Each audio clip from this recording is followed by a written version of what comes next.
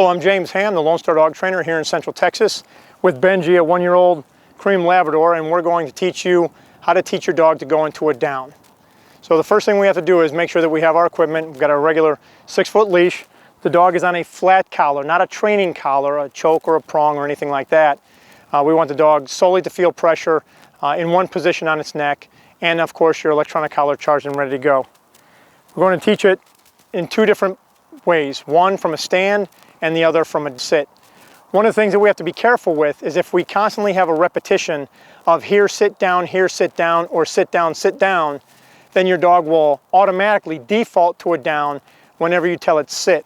So I often train the dog to go to a down from a standing position first and then bring the sit in later. All right, so what I'm going to do is I'm going to put the flat collar in a south position so the draw tab or the D-ring is facing the ground.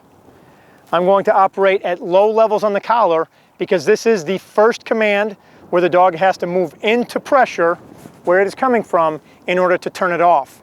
So I don't increase the level very much, and I use a lot of guidance pressure with the leash and with my body, and I'm being very patient because I don't want to create any worry or concern in the dog. So I'm lowering the level of the collar down. Down. Down.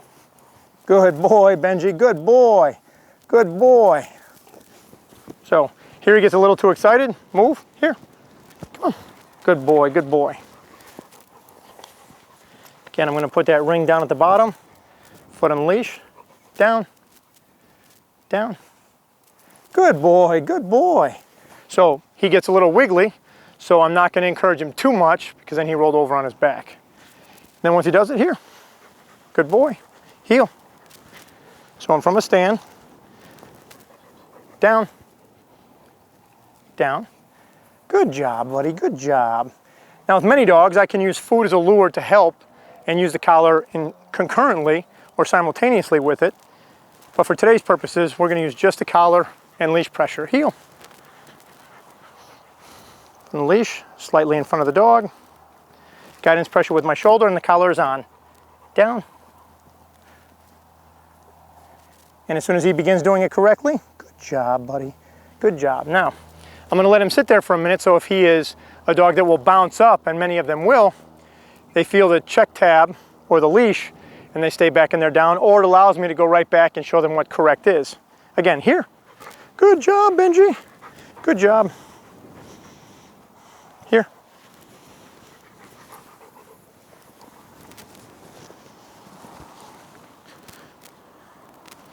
Down. Good job. A little bit faster that time. Good job, buddy. Good job.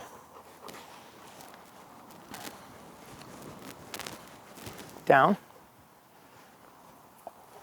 So by keeping my foot on the leash, when he made a move, he couldn't get away, and I was able to apply guidance pressure with my hands and pressure with the collar at the same time.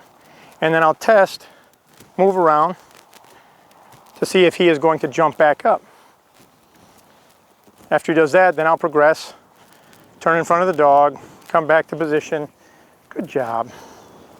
Heel.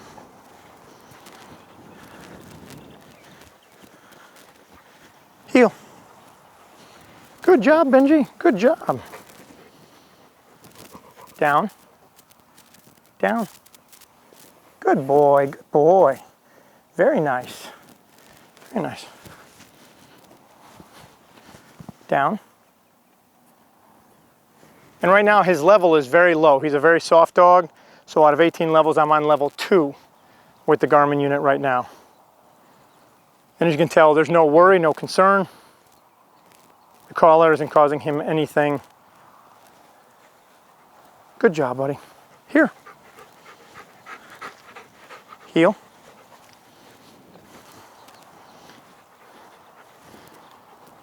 Down. Good job. Good job. Good job. And the longer I stay, the more he gets used to staying in that down position. And of course, I might add distraction. I might move away, spin, go farther away. He breaks his position, I just help him and put him right back into it. Down. Good job, buddy. But I want to take him, if he gets up and moves, I'm going to take him right back to the point where he made the mistake and then put him back into that position. And then try it again. Good job. Good job, Benji. So with him, if I come in and touch him or rub him too fast, he's going to get excited and either spin on his back or he's going to try and stand up. So I'll just praise him with my voice. Very nice, buddy. Very nice. Again, down. Down. Good boy. Good boy. Very nice. Very nice. Good. Good down. So, got a little wiggly there. Down. And by doing it from a standing position, he is less likely to develop the habit of sitting and then going into a down. So then, if I move him here, and then I ask him to sit, but I don't put that down sequence right behind it, he should hold his sit position a lot nicer. Sit. Good boy, buddy, good boy. And he won't feel inclined to automatically go into a down.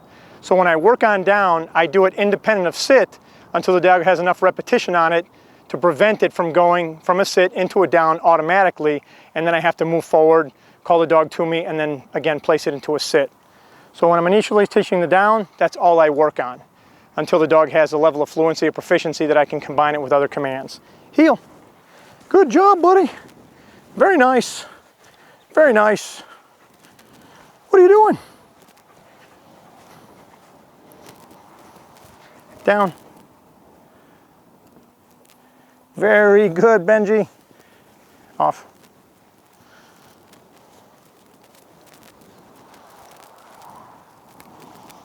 Very nice, buddy.